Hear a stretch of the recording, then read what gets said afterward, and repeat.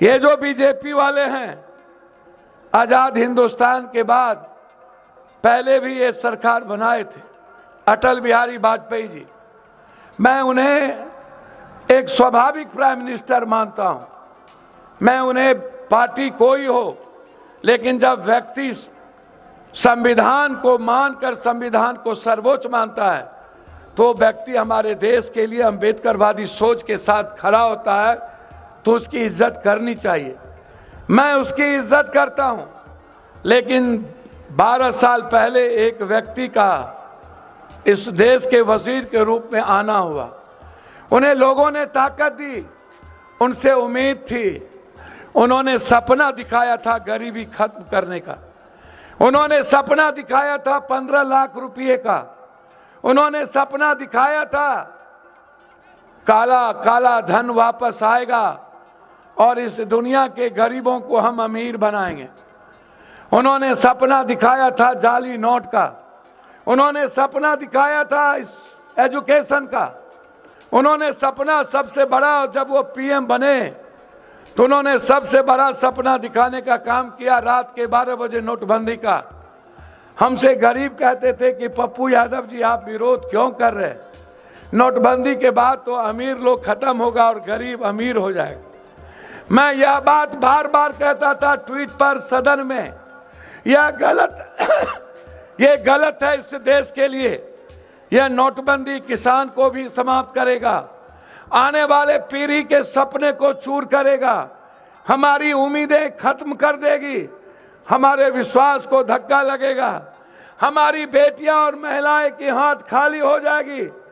आम आदमी जो व्यापारी है, छोटा छोटा परचून की दुकान, दूध की दुकान या जिस चीज की दुकान, दवाई की दुकान, सब्जी की दुकान, फल की दुकान, उसकी जिंदगी तबाह हो जाएगी। महिलाओं की किचन चाहे जिस जात का हो, वह जीने के लायक नहीं बचेगा। हुआ वही कि नोटबंदी के बाद इस मुल्क की इकोनॉमी समाप्त हो गई। नोटबंदी के बाद लगभग आज तक में, मैं सदन में इस बार भी बजट में बोला, 3 सालों से पंजाब और हरियाणा का किसान तिल तिल करके मर रहा हो। 1400 से ऊपर किसान आत्महत्या कर लिया। नोटबंदी के बाद कितने लोग लाइन में मर गए। विदर्भ और बुंदेलखंड के किसान और आम आदमी आत्महत्या किया, जिसकी संख्या लगभग 3300 से ज्यादा। एक बार भी इस देश का वजीर नोटबंदी के बाद अपनी पीठ नहीं थपथपाई, ना इस देश के हिस्से में कोई रैली की कि मेरा ये नोटबंदी है, मैंने ये किया।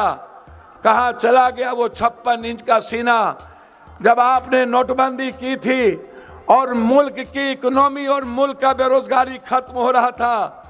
लगभग आपको आश्चर्य होगा, 13,000 फैक्ट्रियां बंद हो गई। 4 पॉलिसी इसकी याद करिए। जब ये आए किसी के घर में 1 रुपया नहीं गया। जाली नोट सरप्लस हो गया। लगभग 12-13 लाख करोड़ रुपया आज भी सरप्लस में है। 33 लाख हजार करोड़ रुपया आज भी जाली नोट के बाद सरप्लस में है। भाई नरेंद्र मोदी जी, ये रुपया किसके हैं? अदानी के? किसके? क्यों वो जाली नोट को आज तक आप इक्वल नहीं कर पाए? क्यों यह मुल्क पूरी दुनिया में खत्म हो गई? मेरे रुपये की वैल्यू पूरे दुनिया में खत्म हो गई। मेरा रेस्पेक्ट गिर गया। आप कहते थे मनमोहन सिंह के समय, जब देश का रुपया घट जाए, मानवर, आज भी इस देश का शेयर मार्केट सबसे नीचे जा रहा है। आज के दिन में। इसीलिए ये सवाल वक्फ का नहीं, ये सवाल एनआरसी या सीए का नहीं, ये सवाल हमारी बहनों और बेटियों के तलाक का नहीं। मैं बार बार कहता हूं, हम कितने हैं? 85 करोड़ लोग के बाद जिसको 5 किलो अनाज देते हैं आप, हम सनातन को मानने वाले लोग, हमारी संख्या यदि 100 करोड़ 110 करोड़ की होगी तो अन्य धर्मों को मानने वालों की संख्या 30 करोड़ होगी। हम आगे बढ़ेंगे। कोई भी व्यक्ति अपने देश में रहने वाले अपने पड़ोसी से झगड़ा नहीं करता। मैं नहीं मानता इसको। पप्पू यादव के गांव में यदि 2000 यादवों की संख्या हो, 100 किसी अन्य जाति की संख्या हो, वो कभी लड़ना नहीं चाहेगा। वो बर्दाश्त करके भी जीता है या फिर आगे बढ़ता है, जो पेशेंस रखता है। इस देश का मुसलमान कभी भी किसी सनातन या किसी गलत रास्ते चलने की बात या कोई धर्म नहीं करता है।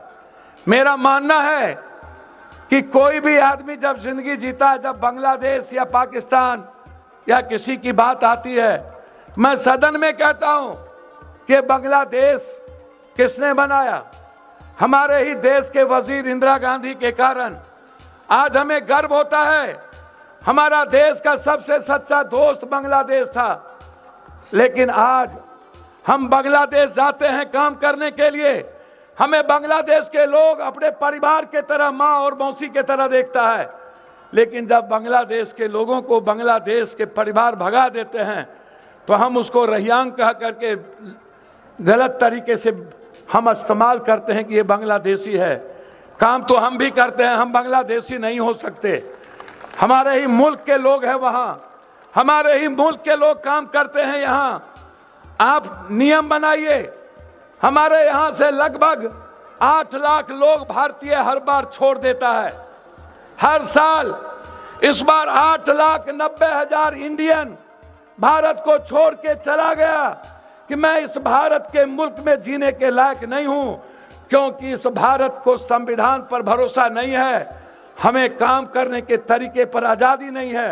वो 8 लाख कोई मुसलमान नहीं था, वो सनातन को मानने वाले लोग थे। नरेंद्र मोदी जी क्यों चले गए? मैं आपसे पूछना चाहता हूं, कौन है ये 8 लाख वो सनातन जो अपना व्यापार छोड़ के चला गया? मोदी जी जो अपना सब कुछ छोड़ के चला गया। मोदी जी याद कीजिए कोरोना, याद कीजिए वो वक्त जब आपने सबसे ज्यादा हमला किया सनातन के लोगों पर, पूर्वांचल पर, बिहार पर, अन्य राज्यों पर। जब हमारी फैक्ट्रियां बंद हो गई, जब हमारे किचन बंद हो गए, आपने हमको 3200 किलोमीटर बिहार जबरदस्ती पैदल चलने पर मजबूर कर दिया। वो मुसलमान नहीं था, वो सनातन को मानने वाले लोग थे। मोदी जी वो मुसलमान नहीं था।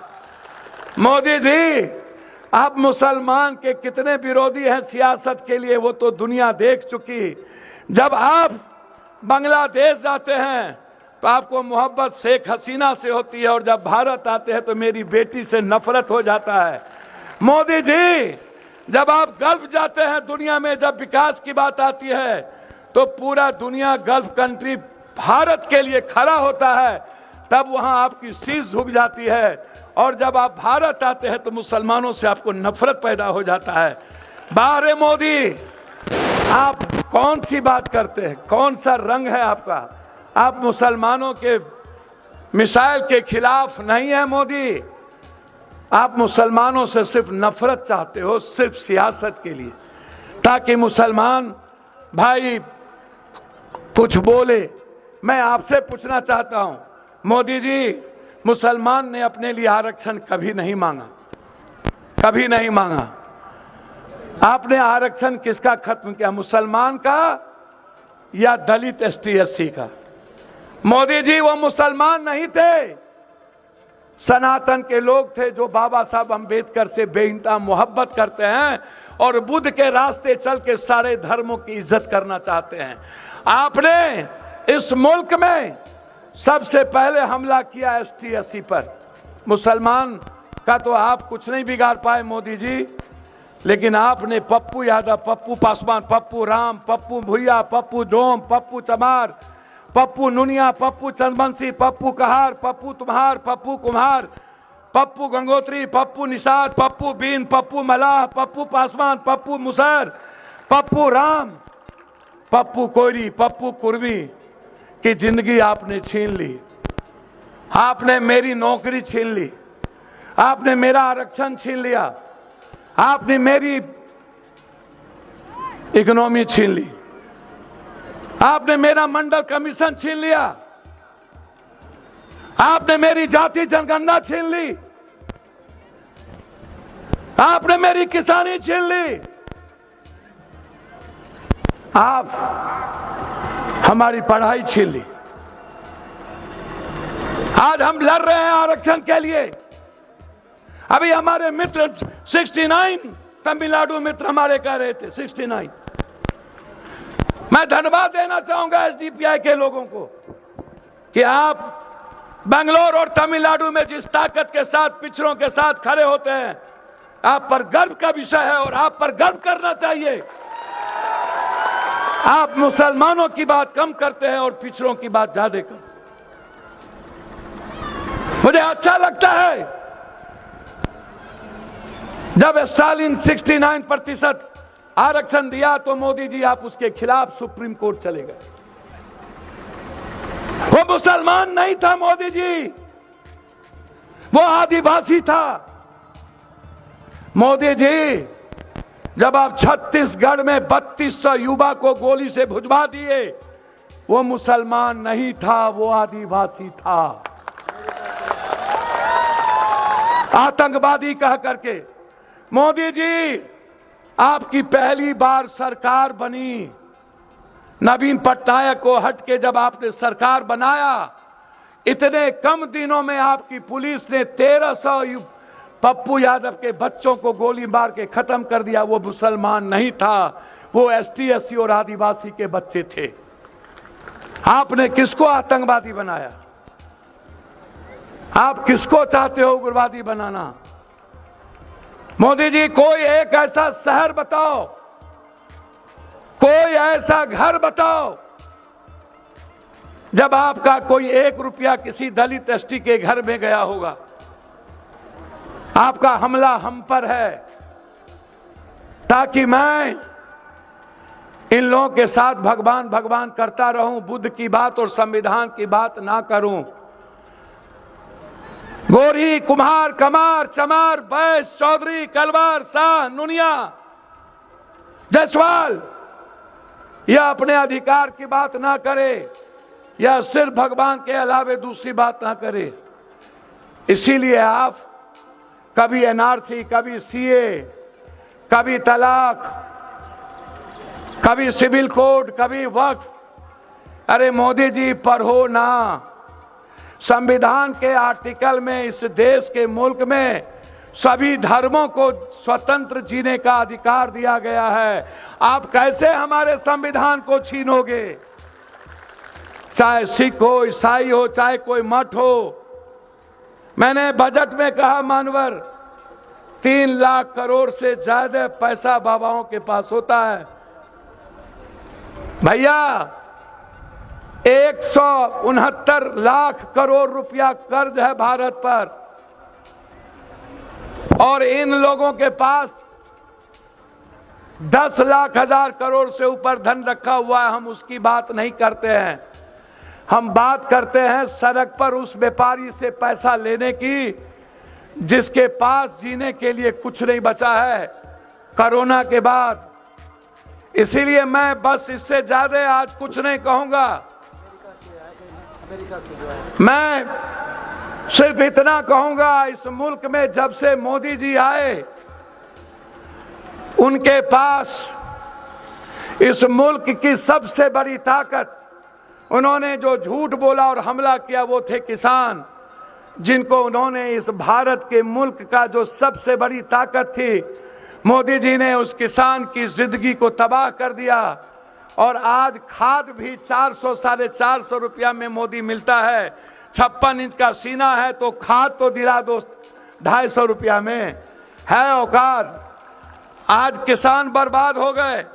एक तरफ इसी मुल्क में 1.5 साल से मणिपुर, जहां वो मुसलमान नहीं है, या तो वो कुकीज है या तो वो मत्तो है जाति का, वो मुसलमान नहीं है।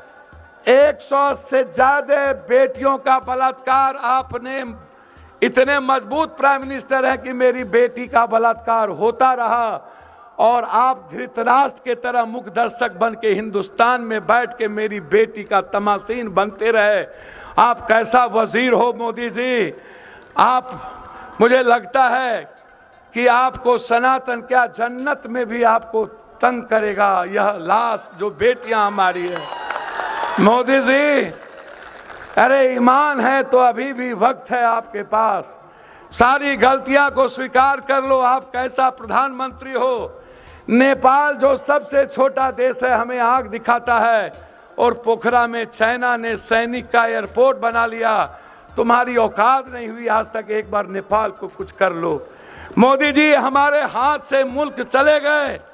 श्रीलंका का रास्ता बंद हो गया, बांग्लादेश का रास्ता बंद हो गया, ताइवान और वियतनाम चीन ने अपने मुट्ठी में ले लिया। भूटान का मंत्री चीन में जाके बैठता है, और दुनिया के इतिहास में पहली बार, जब कभी इंदिरा गांधी थी, नेहरू थे, सरदार पटेल थे, लाल बहादुर शास्त्री थे, जिसने कहा था जय जवान जय किसान, किसी ने इस मुल्क की ताकत के तरफ देखने की हिम्मत की तो इंदिरा गांधी ने कड़ा जवाब दिया करता था।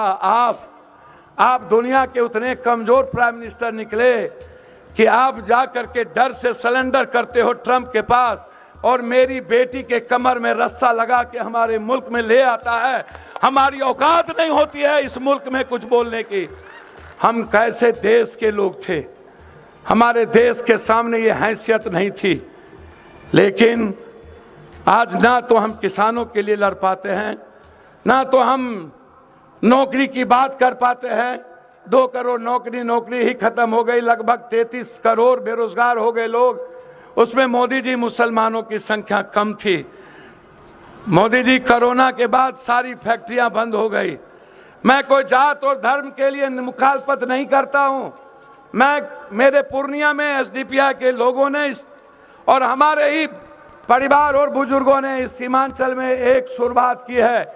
इसीलिए यह मेरा दायित्व था एज ए सांसद इस मुल्क के संविधान को बचाने के लिए आपकी मदद करना। और पप्पू यादव बेटे की तरह खड़ा है, हम सगे भाई के तरह खड़े हैं। हिंदुस्तान की वो सदन में वो आवाज, मैंने कोई राजनीतिक नहीं, कोई मतलब नहीं। जब कोई विचारधारा आता है तो उसमें पप्पू यादव की कोई राजनीति नहीं होती। हमें राजनीति नहीं आता। राजनीति आता तो या तो हम नेपाल के पीएम हो गए होते, या तो अन्य स्टेट के सीएम हो गए होते, हम भी कहीं चले गए होते, हम भी किसी के साथ समझौता कर लिए होते। मैं मानता हूं कि बिहार बड़ा विचित्र प्रदेश है, अपनों को दूर भगाता है, दूसरों को गले लगाता है। कभी साहबुद्दीन जी आ जाते हैं चुनाव लड़ने, तो कभी एमजे अकबर, कभी कोई, कभी मुफ्ती मोहम्मद सईद। आप दूसरों के घर को अच्छा लगता है, जिया माए मरा मौसी, आपको सौतेला तो अच्छा लगता है, लेकिन अपना बेटा जो दुनिया में सबसे ज्यादा आपकी वकालत करता है, यदि दुनिया में ये औकात किसी के पास है नंगे तार को छूने की, वो अकेला पप्पू यादव को है, या तो प्रियंका गांधी को है जो खुल के बोलता है। आप सेकुलर पार्टियां को भी उठा के देखो, जो खुल के मुखालफत कांग्रेस के अलावे कोई नहीं करता, एसडीपीआई के अलावे कोई नहीं करता। आप खुल के उठा के देखो, एक भी सेकुलर पार्टियां कोई नहीं करती है मुखालफत। इसीलिए आज पप्पू यादव, चाहे आरक्षण का सवाल हो, जाति जनगणना, चाहे वक्फ का, चाहे किसी भी चीजों का, ये वक्फ, ये जो 100 लाख करोड़ का जो जमीन है, मोदी जी इस पर निगाह तो छोड़ दो। ये तो अल्लाह का है, इसको क्यों मुसलमान मानते हो? ये किसी मुसलमानों का मोदी जी नहीं है, ये तो अल्लाह का वक्फ है। जहाँ से दुनिया और तालीम बदलने की तैयारी होती है, यहाँ सियासत नहीं होता है। इस वक्त में मोदी जी, कभी कभी धर्म को तो बख्श दो, कुंभ को तो नहीं बख्शे, कम से कम वक्फ को तो बचने दो। मोदी जी, कुंभ में भी हमारे भगवान को आपने नहीं छोड़ा।